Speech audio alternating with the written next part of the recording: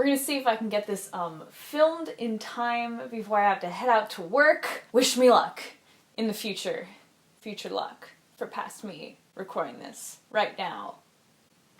What's up, guys, and welcome back. As you can see, I'm doing another cosplay story time. Earlier this week, I asked over on Patreon which video you guys wanted to see out of 3 choices, and by far everybody voted for this cosplay story time. So today I'm going to be telling you guys a story about how I bled on my cosplay, and it was gross and awkward. So some of you guys might be familiar. A little while ago I did a story time video about how I bled at a friend's photo shoot, and a lot of comments on that one said that they thought that that was going to be a period story, and then it ended up not being a period story, and they were surprised by that. So for everyone who's expecting a period story, that is what this video is gonna be. And like I've talked about on this channel before, I am big into normalizing periods. I believe that's something that we should totally be okay with talking about in a public setting, and it's just a natural part, like I've said in the past, of being a person. People get periods. You don't have control about, whether you get periods or not. It's just part of being a human being. So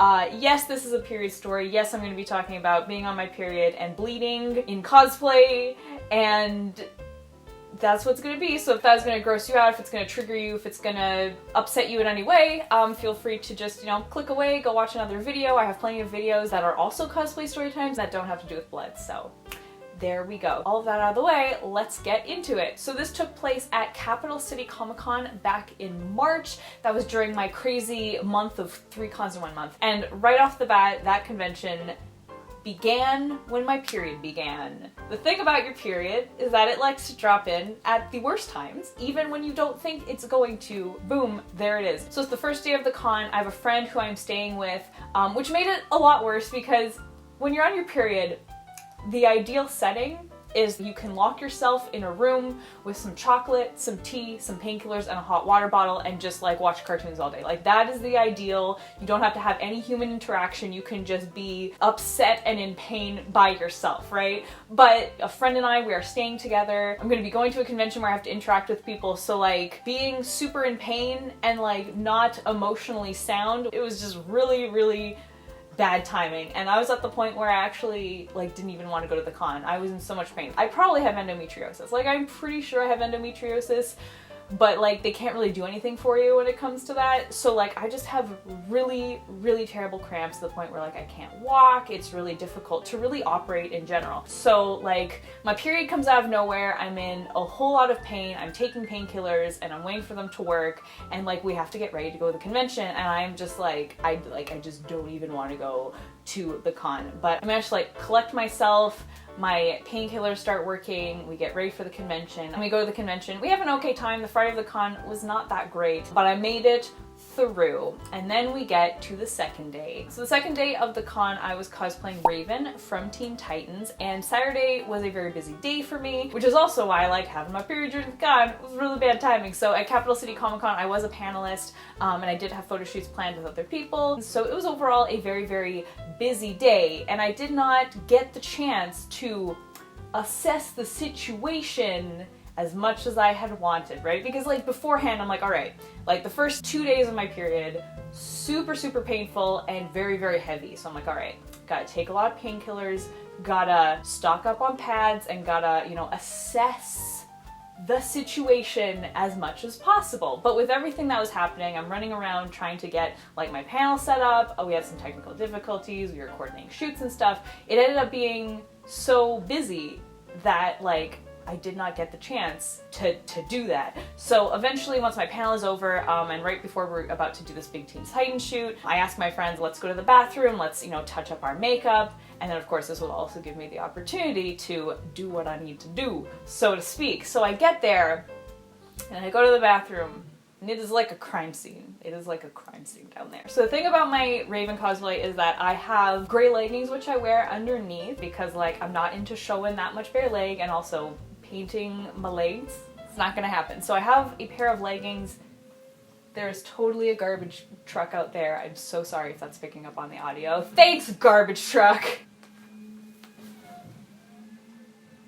And that's the garbage truck. That's the garbage truck right outside my house. Right outside my house. Because we can't have nice things. No, I'm kidding. They're doing a very important service that I don't have to have trash building up in my house. So like, thank you, but like, why now? So I go to the bathroom. It has gone all over the leggings. It looks like a crime scene there, and I'm like, well, that's not great. But luckily, it just started to get on the leotard. It hadn't actually like gone through the leotard, which is good. So like, it could have been worse, but it wasn't too great, but it could have been worse. It's uncomfortable and gross, but like not as bad as it could have been. So like, I do what I need to do, and luckily everything is covered by the leotard that's over top. So I was able to just kind of like clean everything up as best as possible, and then we were able to do our shoot. And then after our shoot, I headed back to where we were staying, changed into civvies, and then came back for the last hour of the con. So like, I was able to take care of it, so it wasn't that bad. But then, dear friends, we get to Sunday, and Sunday is like the main story. It is the main crisis that I want to talk about. So I'm cosplaying Jenny Moran from Ghostbusters. Side note, if you don't know who she is, and if you've never read the Ghostbusters comics, I highly recommend that you do, because they are amazing. Like, I cannot even tell you how amazing they are. All the characters are great. They have so many fantastic female characters, and I want more people to be able to like chat about this with. So just side note, not relevant to the story, but like side note, you should totally check out the Ghostbusters comics, and then we can chat about them. And if you already read them, please let me know in the comments so we can geek out together. Ay. Anyway, so I'm cosplaying Jenny. It's a very chill cosplay, and Sunday's gonna be a very chill day. I'm not doing panels or anything. We don't really have any solid plans. So I'm like, all right, I'm remembering the crisis from the day before, and I'm gonna make sure that that does not happen. The other thing about my period is that by day 3, things are not nearly as heavy or painful. However, the thing about periods is that you think you know your period, you never fully know your period. You never, like, your period is always gonna find some way to be like, oh, you thought this, sucks to be you. So even if you think you know your period just, it exists to screw you over. Like, that's it. That's everything that your period wants to do. It just wants to screw you over. It's not here to be your friend. It's here to make your life unexpected and exciting, but like in the worst way possible. So things did not go according to plan. So we're on day 3, we get to the convention, we shop around for a little bit, we take some photos, we chill out, and it's only been like a couple of hours. And again, the thing that I know about my period is that like I can go for at least 2 hours without having to, you know, take care of anything. 2 hours is a good amount of time, and then after 2 hours, you know, that's when you can start to check up on it. But like, nothing will go wrong within 2 hours if you catch my drift. So it's about 2 hours we've been at the convention, and then the squad and I, we decide that we want to get some bubble tea. The awesome thing about Capital City Comic Con is that its location was fantastic. It is like 2 blocks away from a mall that has a food court. So like throughout the weekend, we were able to get like poutine, bubble tea, and like good stuff. We were actually able to eat during this con for a fair price, and that was awesome. So we decide, all right, like we all want to get bubble tea, so we're gonna go to the mall and we're gonna get bubble tea. So I order my avocado bubble tea. Don't judge me, it's delicious. I decide, you know, I'm gonna take this opportunity to go to the bathroom, assess the situation, check the landscape, check the landscape, check the landscape. Check out the landscape, Woody. Blood everywhere. Anyway, I don't bring a pad with me because I'm like, all right, like it's only been 2 hours, it's gonna be fine, but I'm just gonna double check just since we had such a crisis the day before. So I get there and I check it out, and like I said, it has only been like 2 hours, but oh my goodness. It is like CSI Miami, crime scene investigation, SOS. It's bad. So the thing about my Jenny cosplay, kind of similar to my Raven cosplay. Underneath the onesie, I usually wear leggings. I have this like one particular pair of Marvel leggings. They're like white, and then they have grayscale like comic book prints. So like, you know, I'll have like Captain America and like Black Widow on one leg, and then like Hawkeye and Spider-Man on the other leg. Like, they're very cute leggings. The point is, they're also white. That's important to the story because, oh my goodness. I get there and like my white leggings, after 2 hours, like, oh my goodness, it is as bad as like the Raven situation, and that was after like multiple hours. Like, I was not able to like fix the situation in time the last day. Like, I let it go way too long the previous day because we were so busy, right? But like, here we are after 2 hours, you know, I'm keeping in mind I have the opportunity to like check things out. It has only been 2 hours, it is never this bad after 2 hours. But like I said, you never really know your period. Your period just exists to screw you over. So even if you think that like, hey, 2 hours is a totally fine amount of time to let things go, especially when we're on day 3, guess what? It's not. Because as a person with a uterus, you have to suffer. I hope this is very like therapeutic and relatable for all my fellow like people who have periods, because you probably all know exactly what I'm talking about. So I get there and like it is terrible. Like my white leggings are just, it's just blood. It is just blood. And then it has also started to leak through onto the onesie. And we've been walking around the convention. Luckily, in both cases, the onesie, for sure, it was just a little bit of a stain, like still gross, still not something I want to be walking around with. And luckily, it wasn't super noticeable unless I had like an unusually wide stride, like maybe people could see it. But still, there is the chance that I've been walking around this convention and maybe somebody has seen it, and that is gross. I'm also in a public setting. We've been walking downtown.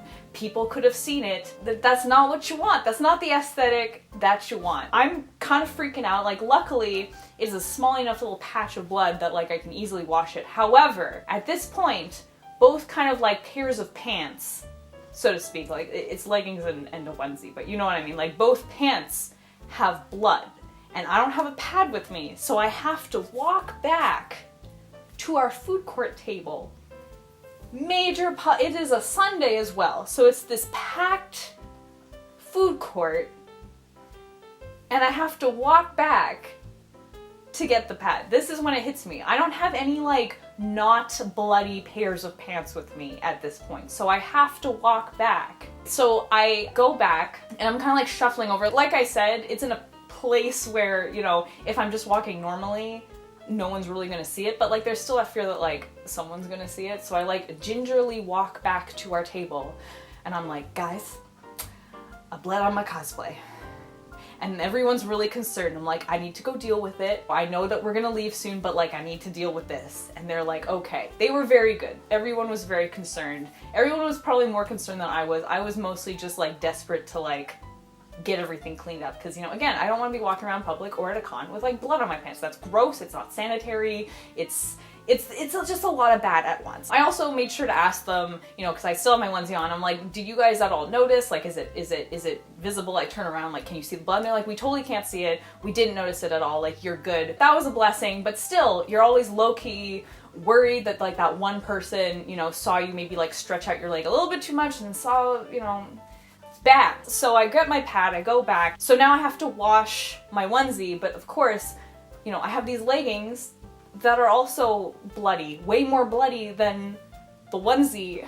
Similar to the onesie, there's a lot of blood, but it's in a spot where like if I just stand a certain way, it's not visible. Side note, the awesome thing about this bathroom is that they have 2 mirrors. So they have like the mirrors over the sinks, and then they have like a big one behind where the sinks are. So I'm able to like assess in the mirror whether or not, like if you walk in and see me from behind, whether or not you can see the blood. So I figure out like how I can stand. It's just 50 shades of bad and awkward. That's what we're dealing with here today. So I'm standing there trying desperately to like hide the blood while I'm viciously scrubbing at this onesie. You know, I make sure to like hide the logo and the name because I just feel like that's gonna make the whole situation even more like questionable and awkward. If people come into the bathroom and they see that like I'm washing like this mound of gray fabric, I feel like that's better than if it's like obviously a Ghostbusters onesie. I don't know, it just makes me feel better. So like I hide the patches and I'm like just viciously using hand soap to try and like get this out. And it's like half because I don't want to hold up our friends because I know they're getting to the point where they probably want to leave, but also because like I'm just desperately hoping that it will work. Right? Because there's a chance that this hand soap, like it will probably work. Like the blood is fresh. It's fresh. And it's a very small area and hand soap usually works for small stains like that. But there is that like small chance that it's not gonna work and I'm gonna be screwed over and I'm gonna have blood on my onesie. Like it's just bad, right? So I'm viciously like going at it with the hand soap. I'm like scooping water into my hand and like trying to like gently do that because I don't want to rinse the whole thing because then it's gonna take like 5 times as long to dry. So I'm trying to like gently like rinse it off. People are coming to the bathroom. All of these like women in their 50s are coming in and they're looking at me so weird. They're giving me such weird looks and I'm like, yeah, I expected that. And then afterwards, I'm like going at it with paper towels to try and like dry it because I know that we're gonna spend some time waiting for it to air dry, but anything that I can do to decrease that amount of time, I'm gonna try and do. So I get to a point where it's pretty much gone. There's a very faint blood stain, but I can tell that like I can only really see it and notice it because I know that it's there. So I get back to the table, waddling back over to the table. I get back and I'm like, all right, now we have to wait for this to dry. And they're like, all right. So we're sitting there and like part of our group is like, hey, can we go yet? And then the other half is like, nah, man, like we gotta wait for her stain to dry, right? Because here's the thing, like, I gotta wait because otherwise, like, we will have gone from me correctly looking like I bled myself to me falsely looking like I wet myself. Neither one is a good look. Neither one is, like, how I want to look in public or at a convention. So we wait, it eventually dries, I put it on and I ask them if it's noticeable at all, and they say no. And then we are good to go back to the convention. And like the rest of the day, it was lovely. I got to do a lot of cool Ghostbuster stuff. I fangirled so hardcore throughout the rest of the day. So it was all really good. It was all really great. However, I had to earn that. I really had to earn that experience. So the moral of the story is, first of all, make sure that you are able to, you know, assess the situation, do what you need to do, even when you're busy. We got so caught up, we were running around on Saturday and I was not able to like do what I needed to do at like proper intervals. Honestly, the number of times that I've gone to a convention and have been on my period, so few. So honestly, I'm still kind of getting used to it and it can be very difficult to like pry yourself away from stuff, especially when you're doing panels and like actual programming to like do what you need to do. But it's very important and I like, trust me, you don't want to be in my situation because like if it had been left any longer, it would have like been even worse and it would have been bad. So like just assess the landscape. Assess the landscape as much as you can, as often as you can.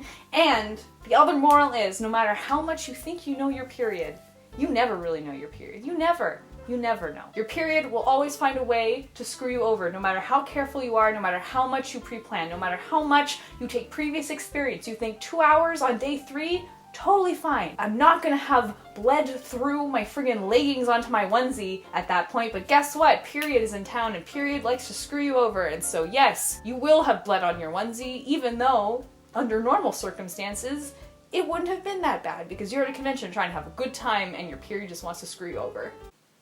Why can't we have nice things? Anyway, I have to go get ready for work now. But I hope you guys enjoyed this story. I hope that this was like maybe like therapeutic for people who have had similar experiences. If you guys have had similar experiences, please let me know so that we can rant about together. As usual, thank you guys so much for watching. Really appreciate you guys hanging out with me today. And I will see you guys all next time. But until then, panda faces, please be sure to take care.